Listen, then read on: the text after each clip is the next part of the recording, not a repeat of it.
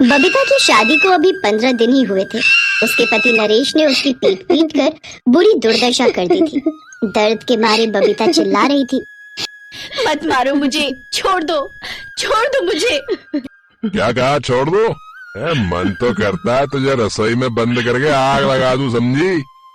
लेकिन अच्छा, चल अब निकल यहाँ से। मैं कहता हूँ निकल यहाँ से। अब तो मैं तुझे एक पल भी यहाँ नहीं रहने दूंगा, समझी? चल। पहले तो तेरे बाप ने हमसे बड़े वादे किए थे कि फ्रिज, मोटरसाइकिल, टीवी सब दूंगा, लेकिन उन कंगलों से तो मेरे बेटे के लिए एक सोने की अंगूठी तक ना दी गई। इतने अच्छे अच्छे घरों से रिश्ते आए थे मेरे बेटे के लिए, लेकिन हमारे नसीब में तो बस ये गरीबी लिखी थी। माँ जी, मेरे गरीब बाबा कहाँ से लाएंगे इतना दहेज? एक उबले हुए अंडे के ठेले में भला क्या ही कमाई कर पाते हैं वो। फिर मेरी छोटी बहन भी है, उसकी भी तो शादी करनी है। तू मेरी माँ से जुबान लड़ाएगी है? आज मैं तुझे जिंदा नहीं छोड़ूंगा है? आज तो तेरी जान लेके ही रहूंगा मैं। ये सुनकर बबीता की सास ने कहा, ना ना बेटा, ऐसा मत करना। कहीं ऐसा ना हो कि फिर हमें सारी उम्र बैठकर जेल में चक्की ही पीसना पड़े। इससे इसके कंगले बाप के घर भेज दे, चली जाएगी अपने आप। उन्होंने बबीता को आधी रात को बाहर निकाल दिया। बबीता रात भर घर की दहलीज पर बैठकर दरवाजा खोलने के लिए चिल्लाती रही, लेकिन उन दोनों पर उसकी बात का कोई असर नहीं पड़ा। अगली सुबह बबीता अपने मायके आ गई। उन जालिमों ने मेरी फूल सी बच्ची का क्या हाल कर दिया। मैं उन्हें जिंदा नहीं छोड़ूंगा। चलो बाबा, उन्हें पुलिस में गिरफ्तार करवा देते हैं। नहीं, कोई फायदा नहीं है बाबा। कोर्ट कचहरी के चक्कर काटना हम गरीबों की बस की बात नहीं है। हमारे पास इतने पैसे नहीं और हमें छोटी के बारे में भी तो सोचना है। मेरी बेटी की जिंदगी तबाह हो गई। बहुत दिनों तक बबीता इस सदमे से उभर नहीं पाई। वो जब भी अपने गरीब बूढ़े पिता को अंडा का ठेला खींचते देखती, तब उसे अपने साथ हुआ अन्याय याद आता। एक रोज छोटी बहन रेनू बबीता का मन बहलाने के लिए उससे बर्गर बनाने की जिद करती है। दीदी, वैसा ही बर्गर बनाकर खिलाओ ना जो 2 साल पहले आपने मेरे जन्मदिन पर बनाकर मुझे खिलाया था। क्या स्वाद था उस बर्गर का, और अंडे ने तो उसमें 4 चांद लगा दिए थे। याद है कैसे हमने अंडा बर्गर खाने के लिए बाबा के ठेले से 4 अंडे चुरा लिए थे, और उस रोज बाबा ने कई बार अंडे गिन लिए, लेकिन उन्हें समझ ही नहीं आ रहा था कि आखिर अंडे गए कहाँ। हाँ, और बाबा बार बार अपना सर खुजलाए जा रहे थे और अंडे गिने जा रहे थे। आज कई दिनों बाद बबीता के चेहरे पर हंसी आई थी, लेकिन फिर अचानक उसकी आंखें नम हो गई। ये देख रेनू ने बबीता से कहा, दीदी, अब अपने आप को बदलो। आखिर कब तक उस दुष्ट आदमी के बारे में सोचकर उदास होती रहोगी? तू ठीक कहती है, मुझे उसे भूलना होगा और इसके लिए मुझे खुद को व्यस्त करना होगा। अच्छा, तू यहीं बैठ, मैं तेरे लिए अंडा बर्गर बना कर लाती हूँ। बबीता सब कुछ भूलकर घर के चूल्हा चौके में लग गई। आज उसने सबके लिए अंडा बर्गर बनाया, जिसे खाते ही सबको उसका स्वाद बड़ा लाजवाब लगा। वाह बेटी, ये तो सचमुच कमाल की चीज है।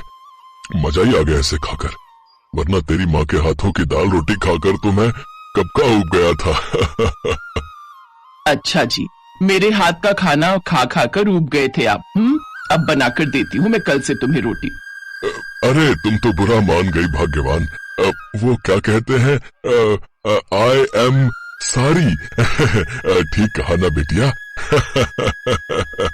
ये सुनकर सभी खिलखिलाकर हंसने लगते हैं। वैसे दीदी, अगर आप ये अंडा बर्गर बनाकर बाहर बेचो ना, तो देख लेना आपके ठेले पर लोगों की भीड़ लग जाएगी। बात तो छोटी ठीक ही कह रही है। अगर मैं अंडा बर्गर बनाकर बेचूं तो इससे बाबा का भार भी थोड़ा कम हो जाएगा।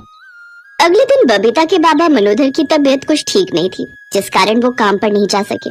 बबीता ने माँ से कुछ पैसे लिए और उनसे बर्गर का सामान खरीद लाई। फिर अंडा बर्गर बनाकर ठेले पर रखकर बेचने चली गई। उसने सड़क किनारे ठेला खड़ा किया और बर्गर बनाकर बेचने लगी। अंडा बर्गर की खुशबू से और नई चीज देख लोगों का उत्साह बढ़ा और वो उसके ठेले पर खींचे चले आए। कितना का है ये बर्गर? सिर्फ बर्गर नहीं काका, अंडा बर्गर खाया है कभी, और वो भी सिर्फ 20 रुपए का। अंडा बर्गर? अरे वाह, सुनने में तो अच्छा लग रहा है। लगा दो हमारे लिए। ग्राहकों को उसके बनाए हुए अंडा बर्गर बहुत पसंद आए और कुछ ही घंटों में उसके सारे बर्गर बिक गए और उस दिन उसने पूरे 1000 रुपए की कमाई की। घर में आकर उसने अपने बाबा को वो पैसे दिए। बाबा, ये लो अंडा बर्गर की कमाई। अब से आपको काम पर जाने की जरूरत नहीं है। आपकी ये बेटी अब बेटा बनकर आपका घर चलाएगी। जीती रहे मेरी बच्ची। इतने पैसे तो मैं हफ्ते भर में जमा कर पाता था। ऊपर वाला तुझे खूब तरक्की दे। अब बबीता हर रोज ऑमलेट बर्गर बनाकर बेचने लगी। दिन पर दिन उसकी कमाई और भी ज्यादा बढ़ती गई। एक रोज एक लड़का उसके ठेले पर आया। अरे बबीता, तुम्हारी शादी तो अच्छे घर में हुई थी ना, फिर आज ये सब? हाँ हुई थी, लेकिन उनको दहेज चाहिए था, इसलिए उन्होंने मुझे निकाल दिया। ओह, बड़ा दुख हुआ सुनकर। काश कि स्कूल के बाद ही मैं तुम्हारा हाथ मांग लेता, लेकिन जब तक मैं ये कर पाता तब तक तुम्हारी शादी हो चुकी। छोड़ो ये सब बातें, तुम यहाँ कैसे सुन? अरे मैंने अपना एक रेस्टोरेंट खोला है, उसी के लिए मैं अंडा बर्गर वाली को ऑफर देने आया था। क्या तुम मेरे रेस्टोरेंट में अंडा बर्गर बनाने का काम करोगी, जिसके लिए तुम्हें अच्छी सैलरी और इंसेंटिव मिलेगा? मैं जरूर तुम्हारे साथ काम करूंगी। अगले दिन से ही बबीता ने उसके रेस्टोरेंट में काम करना शुरू कर दिया। अब उनके दिन फिर गए, उनकी गरीबी दूर हो गई। ऐसे ही बबीता को उस रेस्टोरेंट में काम करते हुए 1 साल बीत गया। एक रोज अखबार में आया कि नरेश ने अपनी माँ के साथ मिलकर अपनी दूसरी पत्नी की हत्या कर दी, जिसकी वजह से उन दोनों को उम्र कैद हो गई। वो खबर पढ़कर बबीता की आंखों में आंसू आ गए। सुमित ने उसे गले से लगा लिया। चुप हो जाओ बबीता, मैं हूं ना। मैं वादा करता हूँ मैं आज के बाद कभी तुम्हारी आंखों में आंसू नहीं आने दूंगा। मैं आज ही तुम्हारे बाबा से शादी की बात करता हूँ। कुछ दिनों बाद उन दोनों की शादी हो गई और अब दोनों खुशी खुशी अपने उस रेस्टोरेंट को चलाने लगे।